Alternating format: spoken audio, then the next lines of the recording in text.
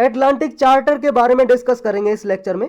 ये recently news में है, ये जीएस पेपर 1 वर्ल्ड हिस्ट्री के लिए इंपॉर्टेंट है और प्रीलिम्स के लिए भी।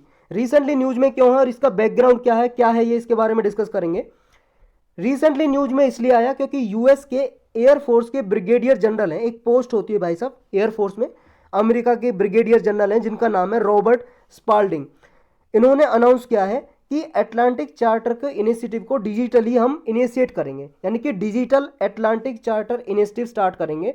इसमें पब्लिक प्राइवेट एफर्ट भी होंगे ताकि जो वर्ल्ड वाइड डेमोक्रेसी है, लोकतंत्र है, उनको बचाया जा सके, उनके सेफ गार्ड के लिए। और जब देखो ये एटलांटिक चार्टर लाया गया था ना, ये सेकेंड वर्ल्ड वॉर हुआ था, द्वितीय विश्व युद्ध 1939 से 45 के बीच में, आप सबको पता ही होगा। उस दौरान ये अडॉप्ट किया था यूनाइटेड स्टेट्स यानी कि अमेरिका ने और यूनाइटेड किंगडम ब्रिटेन ने मिलकर इनको अडॉप्ट किया था इस डॉक्यूमेंट को। तो इस डॉक्यूमेंट के बैकग्राउंड के बारे में भी समझेंगे। अभी ये डिजिटल एटलांटिक चार्टर इनिशिएटिव के लिए बात बोलिए, अनाउंस की है, घोषणा की है। तो ये इनिशिएटिव क्या है, देखो जो एटलांटिक चार्टर अडॉप्ट किया गया था उसके स्पिरिट को ही क्रिएट किया गया इस डिजिटल एटलांटिक चार्टर इनिशिएटिव में। और दूसरा जो ऑकस ग्रुप बना है एक 3 कंट्रीज का, फिलहाल 3 कंट्री कौन कौन सी है ऑकस में है ऑस्ट्रेलिया, यूनाइटेड किंगडम और यूएस यानी कि अमेरिका। इन 3 कंट्रीज का एक ग्रुप है ऑकस, ट्राइलेटरल सिक्योरिटी पार्टनरशिप है। तो इसको ही फॉलो करने के लिए डिजिटल एटलांटिक चार्टर ये बनाया गया है, इनिशिएटिव अनाउंस किया गया है यूएस ने।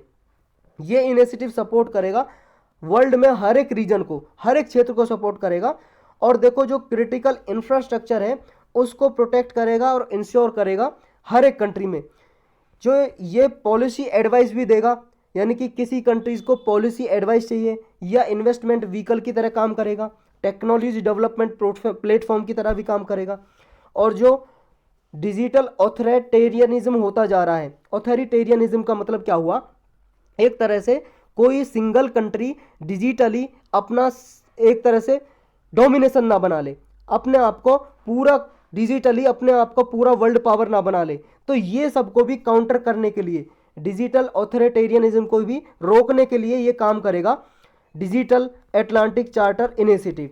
बैकग्राउंड समझते हैं इसके बारे में। देखो जो बिडेन जो अमेरिका के राष्ट्रपति हैं, प्रेसिडेंट, और British prime minister Boris Johnson, इन्होंने रिसेंटली ये इंस्पेक्ट किया था डॉक्यूमेंट्स के बारे में जो एटलांटिक चार्टर से रिलेटेड था। ये डिक्लेरेशन थी, एक घोषणा पत्र था एटलांटिक चार्टर जो 1941 में, अगस्त 1941 में साइन किया गया था। उस टाइम पे ब्रिटिश के प्राइम मिनिस्टर थे 1941 में विंस्टन चर्चिल, और यूएस के प्रेसिडेंट थे फ्रैंकलिन डी रूजवेल्ट। इन दोनों ने मिलकर ये डिक्लेरेशन साइन किया था और दोनों लीडर ने ये प्लान बनाया था कि इसमें हम जो भी कंट्रीज की या सोसाइटीज के जो प्रिंसिपल हैं, वैल्यूज हैं या इंस्टीट्यूशन ऑफ डेमोक्रेसी है, इनको प्रोटेक्ट किया जाएगा इस घोषणा पत्र के जरिए। तो एटलांटिक चार्टर में था क्या, देखो जॉइंट डिक्लेरेशन थी जो वर्ल्ड वार सेकेंड के दौरान साइन की गई थी यूएस और ग्रेट ब्रिटेन ने। इसका ये था कि पोस्ट वॉर के बाद, यानी कि वर्ल्ड वार जो चल रहा था सेकेंड वर्ल्ड वॉर, उसके बाद का विजन क्या हो, उसके बाद जो देश हैं कैसे रहें। तो इसमें ये कुछ लिखा गया था। 14 अगस्त 1941 में दोनों कंट्रीज ने अनाउंस किया और बाद में 26 अलाइड नेशन और आए जो इन्होंने भी मिलकर प्रतिज्ञा की, यानी कि जब सेकेंड वर्ल्ड वॉर खत्म होगा तो हर एक राष्ट्र के जो अधिकार है उनको प्रोटेक्ट किया जाएगा। जो उनके अधिकार है अपनी गवर्नमेंट चूज करने के, उनका अधिकार ये दिया जाएगा कि अपनी सरकार खुद चुने कोई भी देश, कि कोई देश जैसे ब्रिटिश गवर्नमेंट कॉलोनी बना के रखा था पूरे वर्ल्ड वाइड, ऐसे कॉलोनी बना के ना रखे, यानी कि किसी को गुलाम बना के ना रखे। मेनली यही था कि सबको आज़ादी दी जाए, ऐसा ये चार्टर था।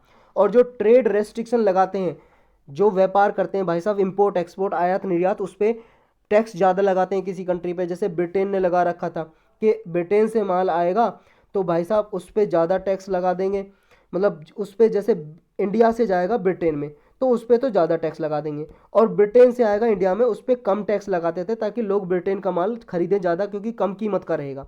तो ऐसे जो ट्रेड रेस्ट्रिक्शन लगा रखी थी उनको हटाया जाएगा। और दूसरा, पोस्ट वार के बाद ये डिसआर्मामेंट किया जाएगा। डिसआर्मामेंट का मतलब है जिनके पास ऐसे हथियार हैं, वीपन्स हैं, उनको नष्ट किया जाएगा ताकि कोई खतरा ना रहे।